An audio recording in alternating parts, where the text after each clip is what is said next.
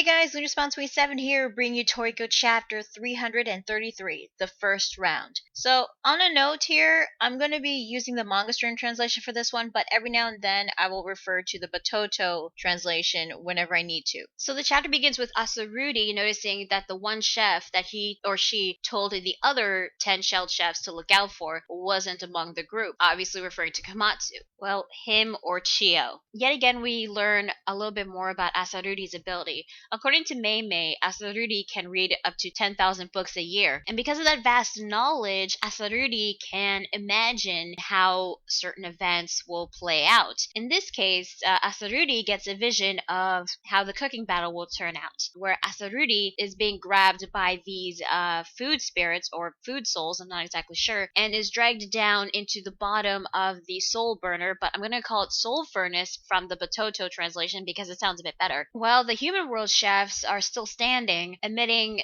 this energy from their bodies, not exactly sure. So even though Condor wasn't taking the human world chefs seriously, Asaruti told them that what's about to play out may be even beyond his or her imagination, so they cannot underestimate them. A creature called the coffin crab enters the stadium, and this coffin crab is used to store and preserve extinct ingredients. Don Slime made arrangements for each chef to cook an ingredient that they've never seen before, so that way it could be fair for both teams. And apparently the coffin crab is the refrigerator of the food spirits world. And Picnic Bomber said that Don Slime had to gain permission from the food spirit world. So that would mean that the back channel has to be ruled by something that's even greater than Don Slime, who is the king of Blue Grill. Well, it's just a theory that I have.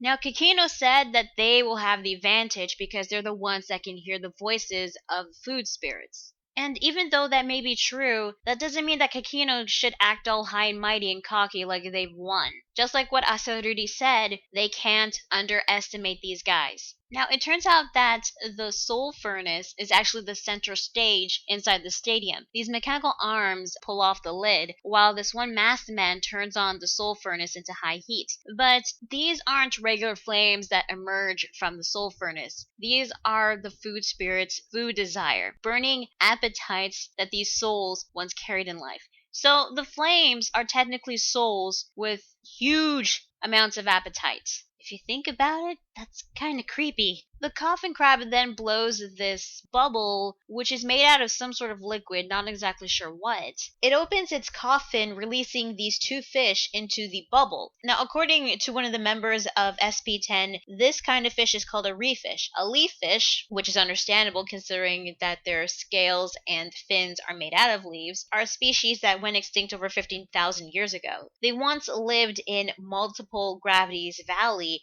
in Area 5, and if I recall, that is the area that Zebra and Bronchi are going to capture the meat dish. The reef fish are a super special preparation ingredient, which is not only incredibly difficult to prepare, to cook, but also incredibly difficult to capture. So the chefs who are going to compete in the first round are Yuda, who's going to use his kitchen knife of Banno Yakuto that Milk the First made, and Condor, who's drooling like crazy looking forward to preparing the reef fish. So Condor pulls out his two swords and jumps into the bubble. Whatever that liquid was to make that bubble contains strong waves of gravity that hit Condor from each and every direction. So Condor and Yuda have to prepare the reef fish within this kind of space. And speaking of the reef fish, one of them tries to eat Condor. Turns out it was carnivorous, but Condor uses his second pair of arms to shoot out this wave of stuff, which I really have no idea what he used, but it was used to distract the reef fish or something, and then he uses his swords to conduct knocking on the reef fish, capturing it with ease. So yeah, Condor, the youngest out of the 5 10-shelled chefs, has captured a super special preparation ingredient with ease. Well, then again, Condor did say that he's got megatons of experience. So, how was Yuda doing? Well, he's already knocked the reef fish successfully, and it kind of sucks that we didn't really see it, but I guess they're gonna save the skills until the next chapter where they have to cook the fish. And we actually learn Yuda's age, which is 124 years old.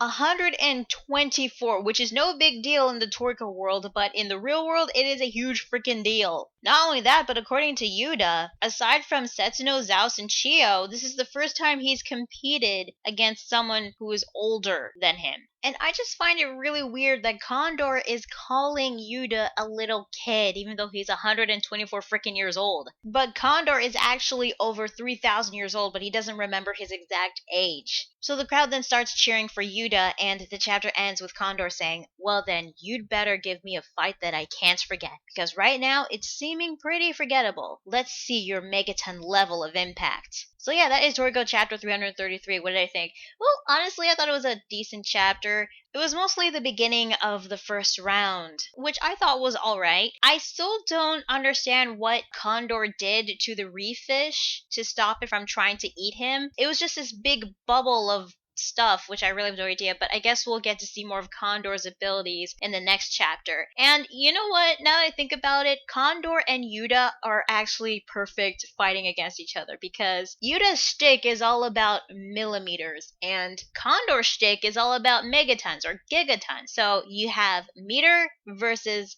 ton. So that's definitely something I'm looking forward to seeing in next week's chapter, which is the cooking of the reef fish. And who I'm rooting for at this point, I'm rooting for Yuda to win, because I like Yuda. He was one of the more interesting chefs that was introduced, and I really want to see more on his cooking skills and maybe even his fighting skills for all we know. So the second half of the first round, I think Condor and Yuda will have to cook the reef fish while over the soul furnace. I don't know what will happen if one of them loses, but I can't help but feel like it's got something to do with that soul furnace. Maybe the souls will try to consume the loser or something. As messed up as that is, I wouldn't be surprised if Blue Girl would do that, considering what we've learned about it so far. So yeah, overall, this was a decent chapter. Looking forward to next week and seeing who will win. Hopefully it'll be Yuda. I'm rooting for the guy. So tell me guys, what did you think of this week's chapter of Toriko? Did you like it? Did you hate it? Who do you think is going to win in the first round, Yuda or Condor? And what did you think of the first half of the first round? Let me know in the comments below. Be sure to like the video if you like it and subscribe to more videos, and be sure to check out my Facebook fan page and Google+.